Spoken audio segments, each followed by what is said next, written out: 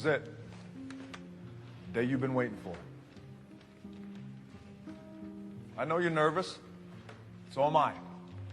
My first game, too. Now it's time to go out there and put it on the scoreboard. Now it's time to see who has the heart. Now is the time to prove to yourselves and prove to everyone out there that even though you're locked up, you're somebody. You are worthy of something. And you're able to do something special that no one else in the world can do.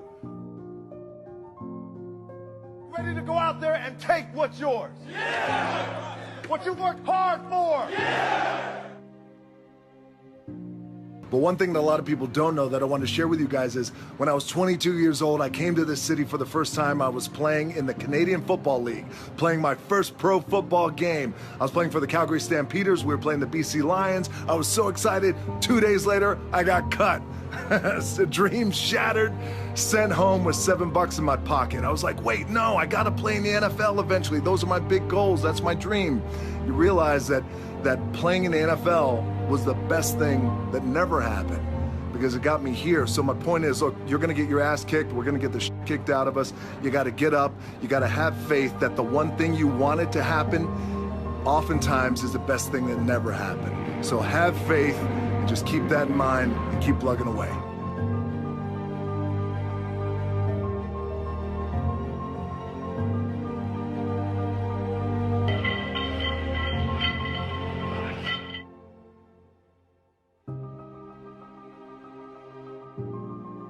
Can't play football forever. I played for 10 years. You can't be in the ring forever. You can't be in the octagon forever. You can't be in a boxing ring forever or a football field, but you can always train and get better and push yourself.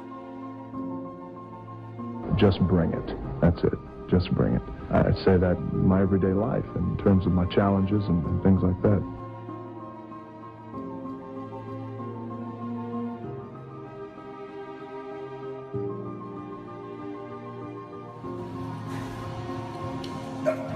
Okay, in between sets, as I'm working out, and as I often do in between sets, I slide into your comment section nice and I read your comments just so we can stay connected, and I always know what's on your mind and I can address it. So somebody just asked me a cool question, said, DJ, you're on top, where could you possibly go from here? And you always talk about outworking your competition. Who's your competition? It's a great question. Thank you for the compliment, by the way. I'm fortunate enough to be on top, but anytime you reach the top, you always want to make sure that you have the desire to raise the bar and take the brass ring to places it's never been. That's the key with being on top. Just because it's never been done doesn't mean it can't be done. And in terms of competition, great question. Everyone's my competition, but a fundamental key that I've learned over the years is, and I'll share it with you, my number one competition is me. It's always you versus you. You got to be the one to get up every morning, be disciplined, put in the consistent daily hard work, because that gains success.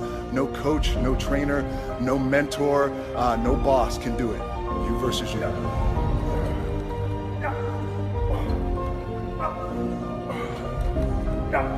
Double.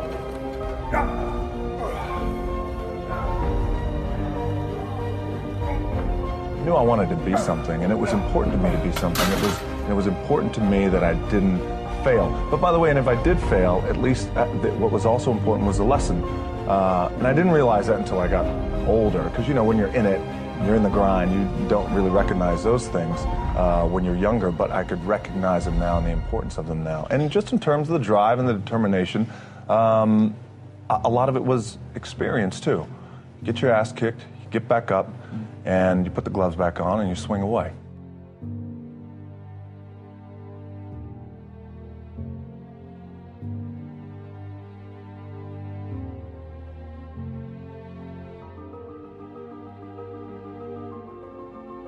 All right, Saturday afternoon, empty gym, the way we like it, we're tripping over here. It's leg day, which means it's gonna be sweaty, painful, and fun.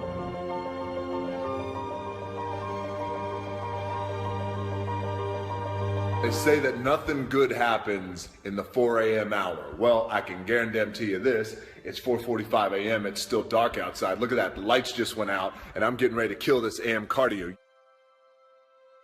Train twice, I'll get my cardio in and breakfast, and then I'll go hit the weights. Clanging and banging, we call it.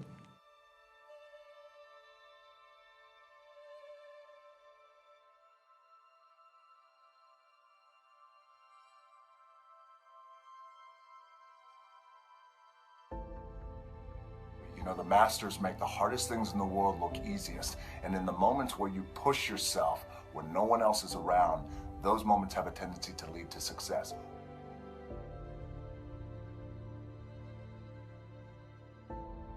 Oftentimes when I see kids and they have been labeled, oh, they're punk kids.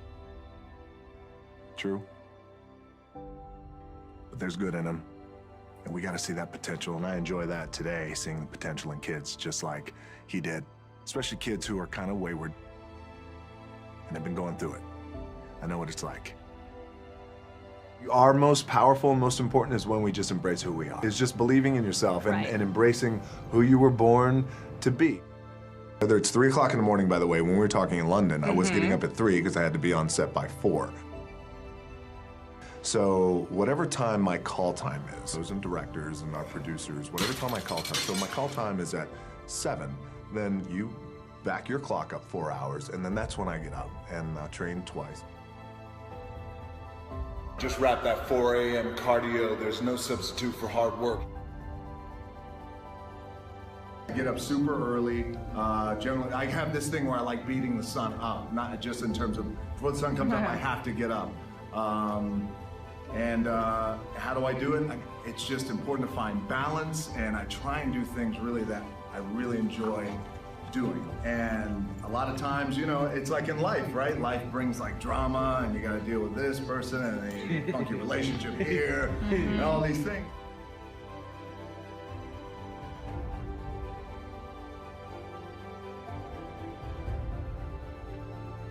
Work 12 hours a day, 14 hours a day, get up at 3 o'clock in the morning.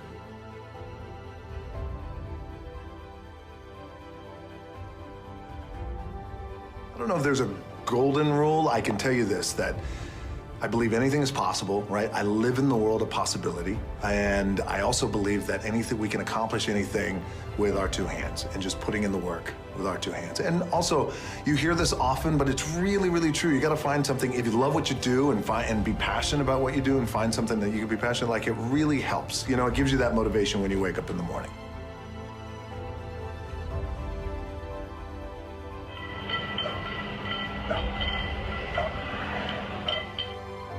Consistently being told that whatever it is that you want to do, you've got to get after it.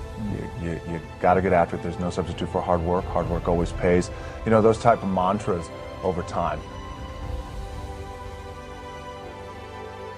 And those are your examples of you know what it's like to get beat down, what it's like to get just in terms of the struggle, what it's like to be evicted out of your apartment, what it's like to have your car repossessed, and watch your parents go through that is I think is defining as a kid.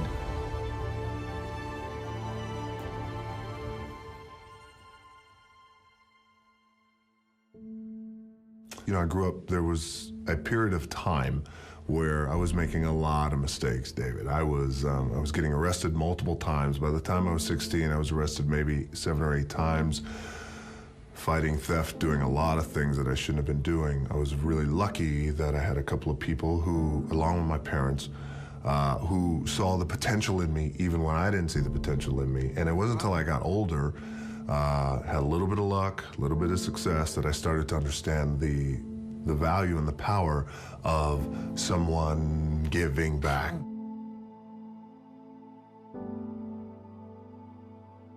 Some people call you the best pure athlete in wrestling today. Let's start off with a bit of your history. When you broke in, you were packaged as a part of a wrestling legacy. Your father is Rocky Johnson, or Sweet Ebony Diamond, as Canadian fans know him. Tony Atlas was a family friend, all kinds of family roots. Were you ever concerned that you wouldn't get your chance to prove yourself on your own terms? No, I was never ever concerned about that, because nor was I ever concerned about trying to fill their shoes, because my dad's, they were just too big, you know, my grandfather as well. But at the same time, I always knew that one day, whenever I got the opportunity, I was just gonna make it happen. Persistence and hard work. I knew one day it was gonna happen. When I made up my mind to get involved in the business that I have a passion for, that I grew up in, I knew that there's gonna be a time where the success will come. And that's through hard work and consistency. It's you know, the same old story, things like that. So it's surprising to a degree, but I was well aware that it was going to happen.